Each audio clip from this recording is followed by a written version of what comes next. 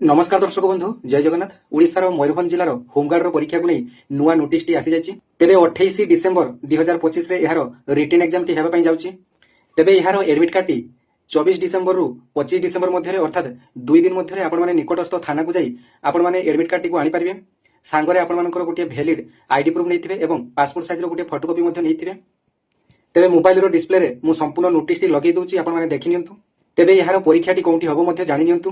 तेबे बारिपदा पई अलग जगह परीक्षा हेबो एवं रायरंगपुर पई अलग जगह परीक्षाटी हेबो।